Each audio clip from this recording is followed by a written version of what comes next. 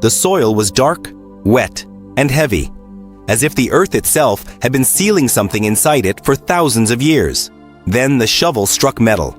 Not pottery, not a coin, not the broken tool of some forgotten farmer.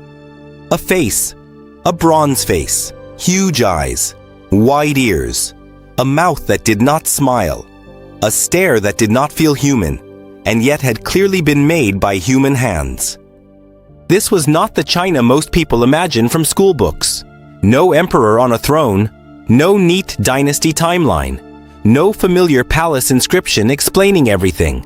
Just a ritual pit in Sichuan, filled with burned objects, broken treasures, gold, jade, ivory, and masks that looked like they belonged to a civilization history had almost forgotten. And the disturbing question is this: how does a culture capable of creating these impossible faces disappear so completely that the modern world had to dig it out of the ground by accident? Officially, the place is called Sanxingdui. It lies in southwest China, in the Sichuan Basin, far from the old centers that usually dominate the story of early Chinese civilization. Archaeologists connect it with the ancient Shu culture, a world that flourished more than 3,000 years ago. That sounds simple. A lost culture, a ritual site, a remarkable discovery. But the deeper you look, the less simple it becomes. Because Sanxingdui was not just a village with a few strange objects. It was a powerful ceremonial world with advanced bronze casting, gold masks, jade artifacts, sacred trees, towering figures, and ritual pits filled with objects that appear to have been burned, smashed, and buried on purpose.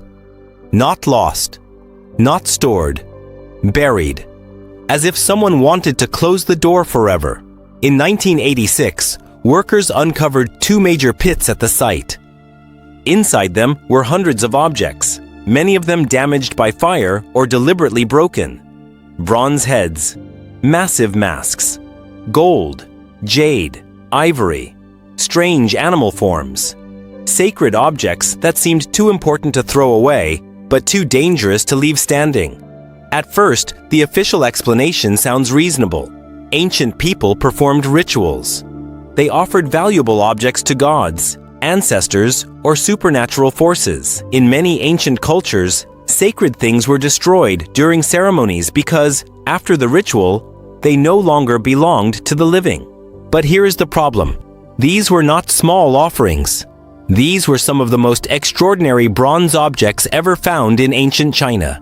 Imagine spending months, maybe years, creating a bronze face with enormous eyes, covering parts of it with gold, placing it in a sacred space, and then destroying it, burning it, and burying it in a pit. That is not ordinary disposal. That is a final act. And when a civilization buries its gods, something has gone terribly wrong. The masks are the center of the mystery. They do not look like realistic portraits. Their features are exaggerated, almost otherworldly. The eyes push outward. The ears stretch wide. Some faces seem calm, but not peaceful. They feel watchful, severe, like they were made not to represent people, but to see what people could not see. This is where cheap theories usually rush in. Some people look at the masks and immediately talk about aliens. But that is the easy way out. The real mystery is much more powerful. These masks were made by human beings.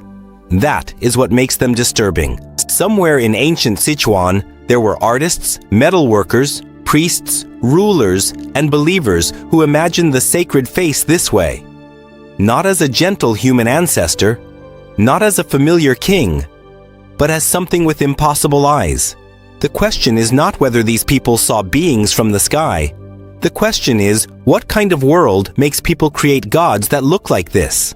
For decades, Sanxingdui already felt like a crack in the standard story. Then, new excavations made the crack wider. In the 2020s, archaeologists announced more discoveries from newly found ritual pits. More gold masks, more bronze objects, more jade, more ivory, more evidence of complex ritual activity. And that changed the feeling of the site. One strange pit can be called unusual. Several ritual pits begin to look like a system, a pattern, a repeated act, a culture with rules we still do not fully understand. This is the part that should make us stop. Sanxingdui was not a random artistic accident. It had a visual language, a ritual logic, a spiritual architecture. These people were not copying the main centers of ancient China. They were building something distinct, something powerful enough to leave behind objects that still unsettle us thousands of years later. And yet, for a long time, this world was almost silent in the larger popular imagination. That silence matters, because history is often written by the places that leave texts, armies, and royal names. But Sanxingdui speaks mostly through objects. No long surviving explanation tells us exactly who wore the gold, who stood before the bronze faces, who ordered the offerings, or what fear made them seal these treasures underground. We have the evidence. We do not have the voice. And that is where the mystery becomes human. Picture the night of the ritual. The air smells of smoke and wet earth. Firelight moves across bronze eyes. People stand at the edge of a pit, watching objects that once defined their sacred world being broken apart. A gold mask catches the flame for one last second. A bronze head falls into darkness. Ivory, jade, and ash are lowered into the ground. No one there thinks they are creating a museum exhibit. They may believe they are saving the world, or ending one. What would make a society do that? A war? A change in rulers? A religious crisis? A migration? A disaster? A decision to abandon a sacred center before enemies could take it? The honest answer is that we do not know. But the uncertainty is not empty. It is the shape of the missing story. And if you were the person who found that first bronze face in the soil, what would you feel? Relief because the past had returned? Or fear because something that had been sealed for thousands of years was suddenly looking back at you? Tell me this in the comments. If you found a pit filled with broken golden masks and burned bronze faces, would you trust the official explanation immediately?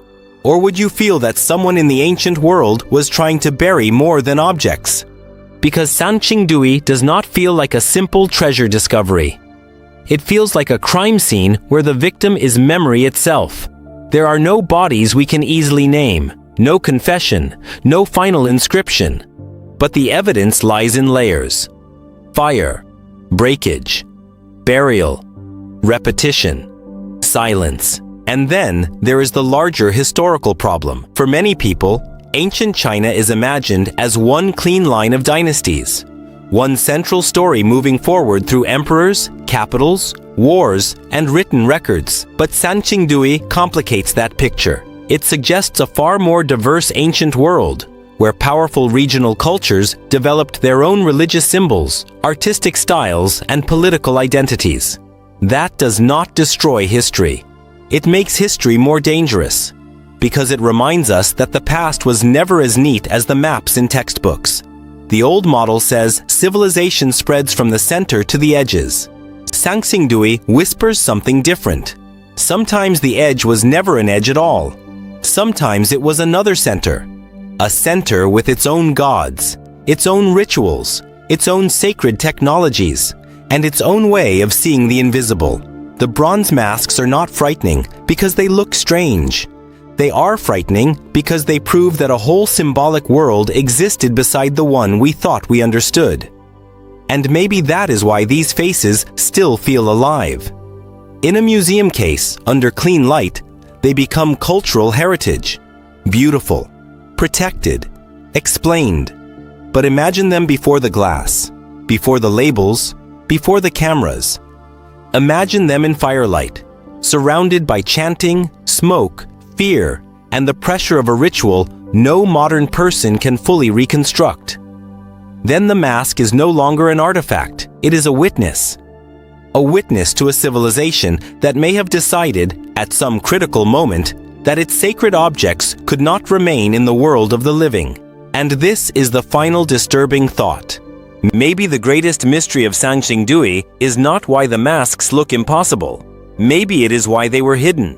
Because people do not bury their most powerful symbols without a reason. They bury them when a world is ending. They bury them when power changes hands. They bury them when sacred objects become dangerous, or when memory itself must be controlled. We may never know the exact words spoken over those pits. We may never know the name of the priest who watched the bronze faces vanish into the earth. We may never know whether the people of Sanxingdui believed they were feeding gods, protecting ancestors, or sealing away a force they no longer trusted. But we know this. The masks returned. After thousands of years underground, they came back into the light, and they did what they were designed to do. They made us look, not just at them, at the gaps in our own history. Because every civilization leaves behind monuments to what it once remembered. But sometimes the most important truth is found in what was broken, burned, and buried. So the next time someone tells you the ancient world is already understood, remember the bronze faces of Sanxingdui. Remember the eyes that should not have existed in the story we were given. Remember the pit. And remember that history is not always hidden because it is lost. Sometimes it is hidden because someone long ago made sure the door was closed. Subscribe if you want to keep opening the doors that history tried to seal. Because in the next episode, we are going even deeper, to an ancient object that looks less like a relic and more like a warning. A map from a world that should not have known what it knew.